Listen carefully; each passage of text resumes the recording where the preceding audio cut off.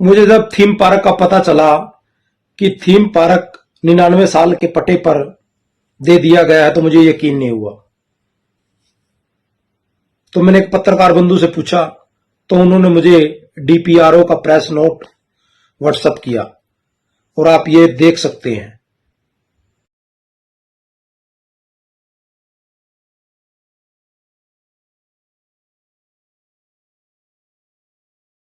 इसमें स्पष्ट शब्दों में लिखा हुआ है और यह विज्ञप्ति सुभाष सुधा जी के द्वारा दी गई है। मैं विधायक साहब से पूछना चाहता हूं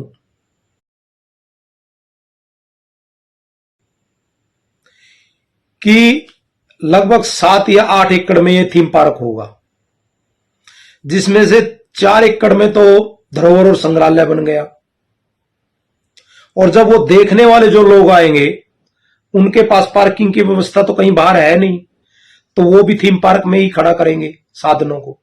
1 एकड़ जमीन वैसे ही खत्म हो गई तो लगभग 5 एकड़ भूमि तो ऐसे ही चली गई।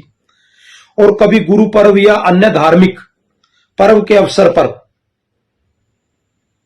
संगत के द्वारा भंडारे या किसी प्रकार के कीर्तन का आयोजन किया गया टेंट लगाकर, तो जगह बची ही कहां है।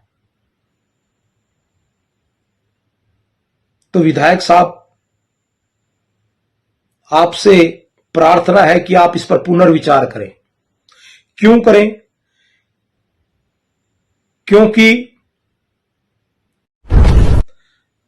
न जाने कितने प्रधानमंत्रियों के भाषण का साक्षी रहा है यह थीम पार्क। यह थीम पार्क 18,000 बच्चों के द्वारा गीता श्लोक में वर्ल्ड रिकॉर्ड बनाने का साक्षी है। यह थीम पार्क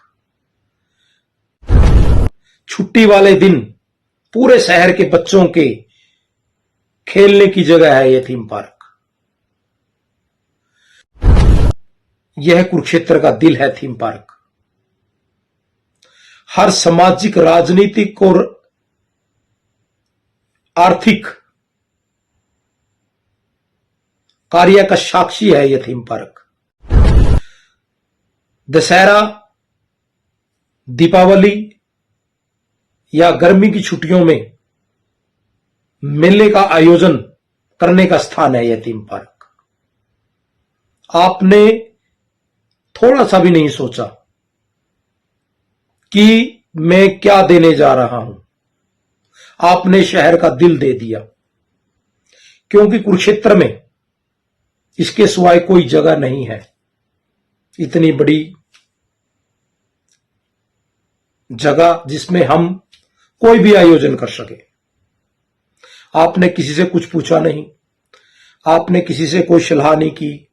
आप कम से कम प्रेस कर लोगों की राय पूछ सकते थे।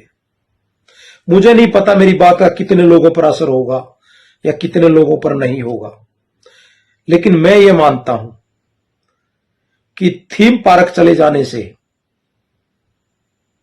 आपका सामाजिक और राजनीतिक दोनों तरह का नुकसान होगा, क्योंकि ये प्लेटफॉर्म है आपके बच्चों के लिए और इस शहर के लिए, जहां आप किसी भी तरह का आयोजन कर सकते हैं। मैं सिख विरोधी नहीं हूं, मैं गुरुओं का मान करता हूं, रिगार्ड करता हूं, और मैं नहीं, पूरा भारत देश सिख गुरुओं की कुर्बानी और शहादत को नहीं भूला। पिता से लेकर पुत्र तक की उनके त्याग और उनके बलिदान को नहीं भूला। तो मेरी अपील दूसरी मेरे सिख भाइयों से भी है कि वह भी पुनर्विचार करें, क्योंकि गुरुओं की जो शिक्षा है वो दान है, त्याग है, बलिदान है। और जहां पर बच्चे खेलते हो, धार्मिक आयोजन होते हो, उस जगह को खत्म कर एक पत्थर की इमारत बना दी जाए, तो मैं नहीं मानता कि गुरुओं की यह शिक्षा रही होगी।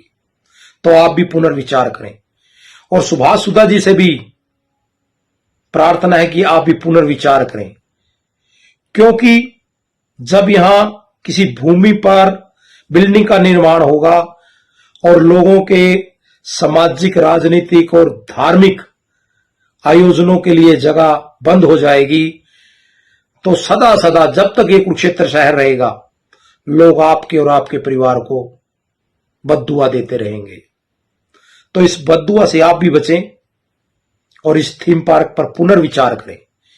केडीपी के पास बहुत सुंदर और प्राइम लोकेशन पर जगह है। आप 4 एकड़ की बजाय 5 एकड़ दीजिए सिख संग्रहालय धरोहर के लिए। हर शहरवासी आपका सहयोग करेगा। और मैं एक प्रार्थना करता हूं सभी राजनीतिक दलों से, आप भी खुलकर आए। आप सभी शहरवासियों से भी प्रार्थना करता हूं, अगर आप की भावना थीम पार्क से थोड़ी सी भी जुड़ी हुई है तो आप इस बात को आगे बढ़ाएं।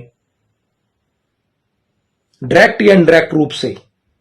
डायरेक्ट ये है कि आप कमेंट के द्वारा अपनी बात रखें या अपने फेसबुक मीडिया के माध्यम से यह बात रखें।